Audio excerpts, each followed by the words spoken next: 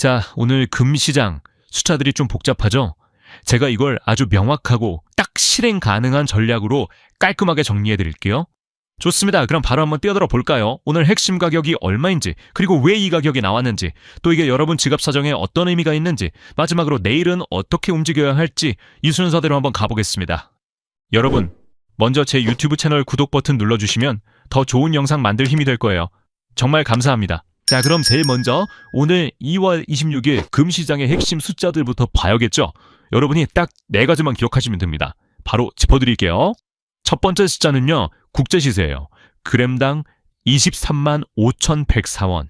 이건 뭐랄까, 아무것도 더하거나 빼지 않은 정말 순수한 금의 가치를 지금 환율로 딱 바꾼 그런 기준 가격이라고 생각하시면 편합니다. 자, 그럼 이걸 우리나라 시장 KRX로 가져오면 어떻게 될까요? 금 한 돈, 그러니까 3.75g 기준으로 88만 9,200원입니다. 국제시세랑 거의 같이 움직이는 게 보이시죠? 자, 이 표 한번 보세요. 여기서부터가 진짜 중요합니다. 우리가 방금 본 KRX 공식 가격이랑요, 여러분이 실제로 금은방 가서 금 한 돈 주세요 할 때 내는 돈, 또는 이거 팔게요 할 때 받는 돈, 이 사이에 어마어마한 차이가 있습니다. 아니, 왜 이렇게 가격 차이가 나는 걸까요? 네, 그럼 오늘 금값이 왜 이렇게 형성됐는지 그 이유를 좀 파고들어 봐야겠죠? 딱 3가지 핵심 요인으로 정리해 볼 수 있습니다. 이게 정말 재밌는 줄다리기 같은 상황이에요. 한쪽에서는 막 달러가 약해지고 국제정세가 불안하니까 금이 안전하지 하면서 금값을 위로 쭉 끌어올리고 있어요. 그런데 반대편에서는 원화가 강세를 보이면서 아니요, 국내 가격은 내려가야지 하고 아래로 잡아당기는 거죠. 이 두 힘이 팽팽하게 맞서고 있는 겁니다. 자, 아까 말씀드렸던 그 가격 차이의 비밀, 지금부터 파헤쳐 보겠습니다. 우리가 금은방에서 내는 돈에는 과연 뭐가 숨어 있을까요? 보세요. 시장에서 계산한 이론적인 가격은 88만 9천 원 정도인데, 여러분이 실제로 지불하는 가격표에는 104만 원이 넘는 숫자가 찍혀 있죠. 이 차이 상당합니다. 계산해 보면요, 무려 17%나 비싸게 사는 셈이에요. 이 17%가 바로 프리미엄이라는 건데요. 이게 그냥 금은방 주인이 다 가져가는 이익이 아니에요. 실물금이 여러분 손에 들어오기까지 붙는 여러 가지 비용들이 전부 여기에 포함되어 있습니다. 일단 부가세 10%가 기본으로 붙고요. 또 금을 가져오는 유통비용, 예쁘게 가공하는 공인비, 그리고 가게 운영비까지 이런 것들이 다 녹아있는 가격이라고 보시면 됩니다. 자, 그럼 반대로 내가 금을 팔 때는 어떨까요? 여기에도 우리가 알아야 할 중요한 점이 있습니다. 이런 말이 있어요. 실물 금은 사는 순간 마이너스 17.3%다. 왜냐하면 내가 살 때의 가격과 팔 때의 가격이 다르기 때문이에요. 이 차이를 우리가 스프레드라고 부르는데요. 이것 때문에 금을 사자마자 바로 팔면 무조건 손해를 보게 되는 구조입니다. 금 한 돈을 오늘 14만 1천 원에 사서 돌아서자마자 판다고 치면 86만 1천 원을 받게 됩니다. 앉은 자리에서 바로 18만 원이 사라지는 거예요. 그러니까 실물금은요, 샀다 팔았다 하는 단기 투자용으로는 절대 적합하지 않다는 거, 이게 핵심입니다. 자, 이런 배경 지식을 다 가지고 그럼 지금 금값의 위치는 어느 정도일까? 그리고 내일 2월 27일에는 어떤 일이 벌어질 수 있을지 가능한 시나리오 3가지를 한번 그려보겠습니다. 이 차트를 보시면 최근 7일 동안의 움직임이 한눈에 보이죠? 며칠 전에 고점을 찍고 지금은 살짝 내려와서 저점과 고점 딱 중간쯤에서 숨을 고르고 있는 모습입니다. 더 올라갈지 내려갈지 눈치를 보고 있는 거죠. 그럼 내일은 어떻게 될까요? 결국 2가지 변수에 달려 있습니다. 국제 금값이 오르느냐, 그리고 원달러 환율이 어떻게 되느냐. 이 2가지가 어떻게 조합되느냐에 따라서 다시 상승세로 돌아설 수도 있고, 아니면 좀 더 조정을 받을 수도 있고, 혹은 지금처럼 옆으로 쭉 갈 수도 있습니다. 이 3가지 시나리오가 가능하겠네요. 자, 그래서 가장 중요한 질문이죠. 그래서 내일 나보고 어쩌라고? 그래서 준비했습니다. 여러분의 투자 스타일에 맞춰서 어떻게 행동해야 할지 딱딱 짚어드릴게요. 혹시 일주일 안에 사고 팔 계획을 가진 단기 투자자라면요, 실물금은 절대 쳐다보시면 안 됩니다. 아까 보셨죠? 수수료가 너무 비싸요. 대신 KRX 금시장을 이용하시거나 ETF처럼 거래 비용이 훨씬 싼 상품을 활용하셔야 합니다. 그리고 얼마에 사서 얼마에 팔겠다, 손절은 어디서 하겠다, 이런 계획은 무조건 세우고 들어가셔야 하고요. 반대로 최소 3년 이상 길게 보고 투자하시는 분들이라면요. 지금 가격은 와, 싸다 할 정도는 아니지만 그렇다고 막 비싼 것도 아닌 어깨 정도의 위치라고 볼 수 있어요. 그래서 88만 원에서 90만 원 사이 구간이라면 여기서부터 분할 매수로 조금씩 모아가는 전략은 괜찮아 보입니다. 절대 한 번에 다 사지는 마시고요. 그런데 이런 분들도 계실 거예요. 나는 아직 금이 하나도 없는데 지금이라도 빨리 사야 하나? 이런 조바심이 드는 분들은 어떻게 해야 할까요? 자, 금 투자가 처음이시라면요. 제발 조급해하지 마세요. 일단 내가 투자하려는 돈의 한 20에서 30% 정도만 아주 소액으로 먼저 시작해보는 거예요. 일종의 테스트 드라이브처럼요. 이때는 실물금보다는 ETF가 훨씬 좋습니다. 수수료 부담 없이 시장이 어떻게 움직이는지 감을 익히는 거죠. 그렇게 좀 익숙해지면 그때 가서 장기 저축한다는 생각으로 실물금을 한두 돈씩 천천히 모아가시는 게 가장 현명한 방법입니다. 자, 오늘 숫자부터 그 배경 그리고 전략까지 쭉 훑어봤습니다.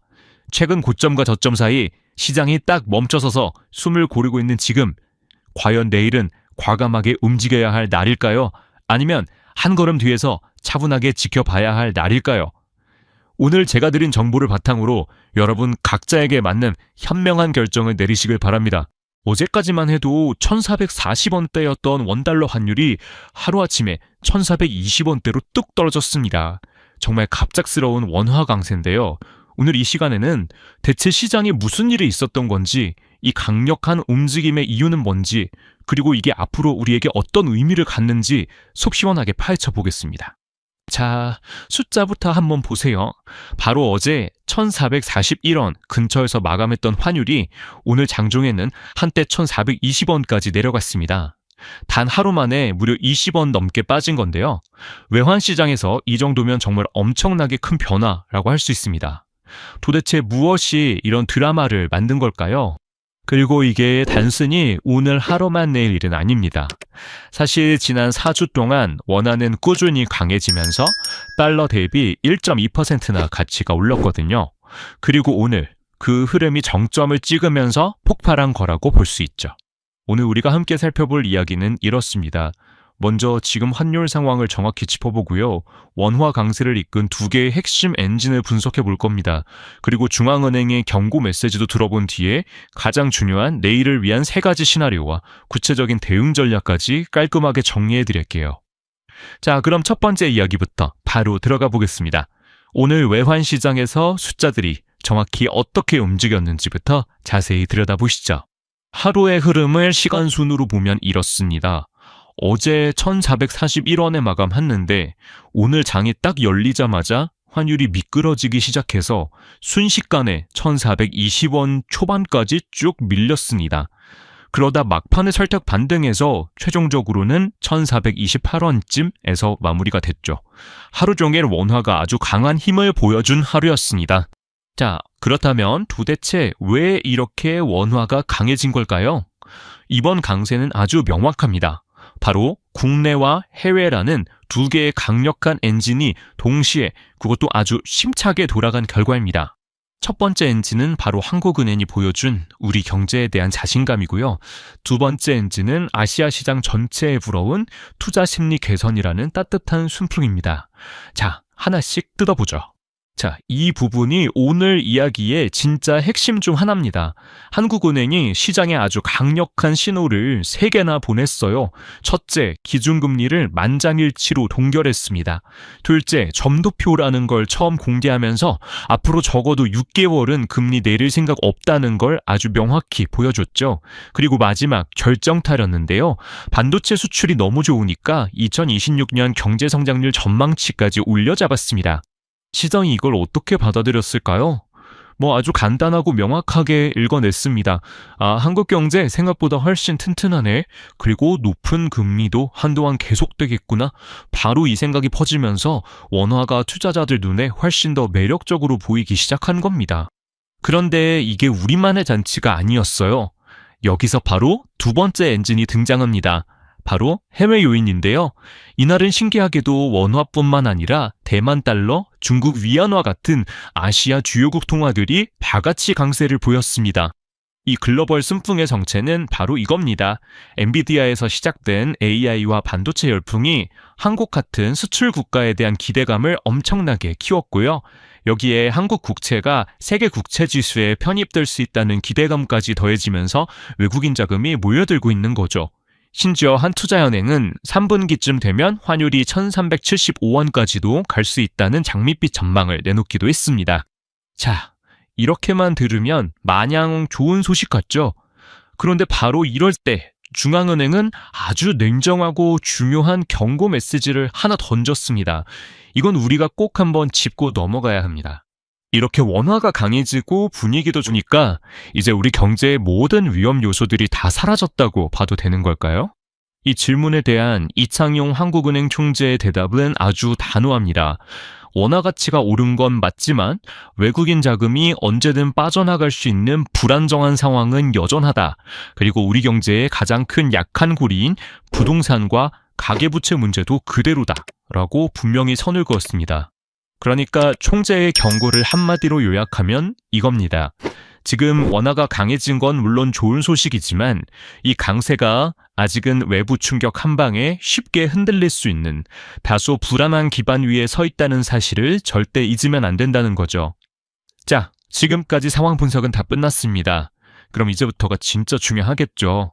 앞으로 시장이 어떻게 움직일지, 그리고 우리면 어떻게 대응해야 할지 구체적인 시나리오를 한번 짜보겠습니다. 앞으로의 방향을 예측할 때 우리가 주목해야 할 가장 중요한 숫자가 있습니다. 바로 1425원입니다. 이 숫자가 기술적으로도 그렇고 사람들 심리적으로도 굉장히 중요한 기준선이 될 거예요. 환율이 이 위에서 노느냐, 아래에서 노느냐에 따라서 시장의 분위기가 완전히 달라질 겁니다. 2425원을 기준으로 우리는 세 가지 시나리오를 그려볼 수 있습니다. 첫째, 미국 경제지표가 안 좋게 나오고 주식시장은 계속 좋다면 원화는 더 강해져서 1420원 밑으로도 갈 수 있습니다. 둘째, 반대로 미국 경제가 너무 좋거나 갑자기 지정학적 리스크가 터지면 원화는 다시 약세로 돌아서 1435원 위로 튀어오를 수 있고요. 마지막으로 현재로선 가장 가능성이 높은 기본 시나리오는 특별한 뉴스 없이 1420원에서 1435원이라는 박스 안에서 당분간 오르락 내리락 하는 겁니다. 그럼 이 세 가지 시나리오에 맞춰서 단기 트레이더, 기업, 그리고 우리 같은 개인들은 각각 어떤 전략을 짜야 할까요? 바로 실행에 옮길 수 있는 아이디어들을 정리해 드릴게요. 먼저 원화가 더 강해지는 첫 번째 시나리오부터 보죠. 만약 단기 트레이더라면 환율이 1430원 근처로 살짝 반등할 때 달러를 팔았다가 1420원에서 이익을 챙기는 전략을 생각해 볼 수 있습니다. 또 물건을 수입하느라 달러가 필요한 기업이라면 급하게 지금 다 사기보다는 좀 더 기다렸다가 더 싼 값에 달러를 사는 걸 고려해 볼 수 있겠죠. 자, 이번엔 반대로 달러가 다시 강해지는 두 번째 시나리오입니다. 이때는 전략이 180도 바뀌어야 합니다. 트레이더라면 섣불리 달러를 팔기보다는 오히려 1425원 아래에서 달러를 사서 반등을 노리는 게 현명할 수 있고요. 물건을 팔아서 달러를 버는 수출 기업이라면 1430원부터 미리 달러를 원화로 바꾸는 환해지를 시작해서 환율 변동의 위험을 줄이는 게 아주 중요합니다. 만약 1440원 이상으로 더 오르면 그 비중을 더 늘려야겠죠. 마지막으로 가장 가능성 높은 세 번째 시나리오입니다. 트레이더라면 간단하죠. 박스권 하단인 1420원 근처에서 사서 상단인 1435원 근처에서 파는 전략이 유효합니다. 그리고 여행이나 유학 때문에 달러가 필요한 개인이라면요. 지금 1320원대 환율은 사실 꽤 괜찮은 수준입니다. 그러니까 필요한 돈의 한 50에서 70% 정도는 지금 바꾸고 나머지는 나중에 상황을 보면서 바꾸는 이른바 분할 환전이 가장 현명한 전략이 될 수 있습니다. 다시 한번 정리해 드릴게요. 현재로서는 이 기본 시나리오, 즉 환율이 아래로는 1420원, 위로는 1435원이라는 박스권 안에서 움직일 가능성이 가장 높습니다. 이 두 숫자만 기억해 두셔도 앞으로 시장의 흐름을 읽는데 정말 큰 도움이 되실 겁니다. 자, 중앙은행은 앞으로의 계획을 보여줬고 시장은 당분간 움직일 범위를 스스로 설정했습니다. 이제 모든 패는 공개됐습니다. 이 정보를 바탕으로 여러분은 어떤 수를 두시겠습니까? 오늘 내용이 여러분의 현명한 판단에 작은 도움이 되었기를 바랍니다. 안녕하세요, 여러분.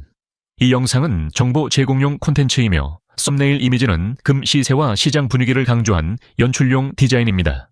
영상에는 AI 음성 가상 진행자가 사용되었으며 실제 인물의 발언이나 공식 입장이 아닙니다.